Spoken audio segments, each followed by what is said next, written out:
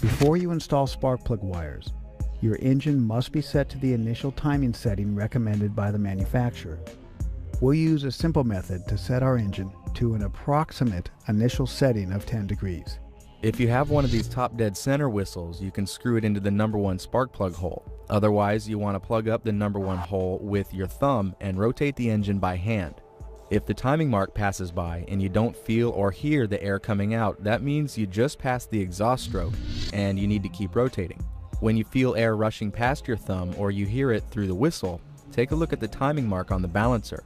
Move the crank very slowly, and when the timing marks on the balancer and timing cover line up and read 10 degrees or whatever your initial timing is supposed to be, stop turning.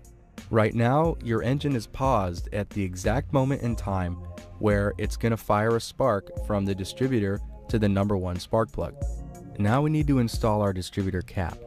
The cap will only fit on the distributor one way, and when it's on, the body of the distributor can still move left or right to make the sparks happen sooner or later as the engine is running.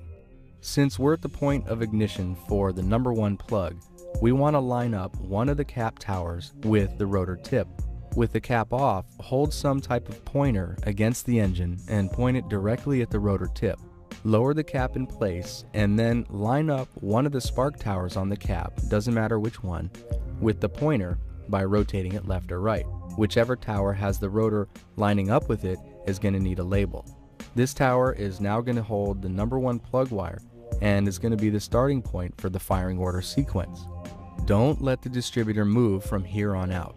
Tighten the hold down clamp so that the distributor body is locked in place, and then tighten down the cap on the distributor. This is a good time to pop in your spark plugs so we have something to plug the wires into. Check your engine specs for the plug gap rating and heat range. Don't forget to use a little bit of anti-seize lubricant on the threads and torque them to whatever your engine specs say. Okay, we're looking good. The crank is positioned and the distributor rotor is parked at the moment of ignition for the number one cylinder. Now take a look at your firing order. Every firing order for every engine type starts with a number one, and then the rest of the numbers in the sequence will follow the valve opening events of the camshaft. Your engine absolutely has to match this sequence or it's not going to run. You might have seen a diagram for your plug wires in your repair manual. These diagrams are just a representation and you don't have to follow them exactly. To correctly wire any distributor, all you need is 3 pieces of information.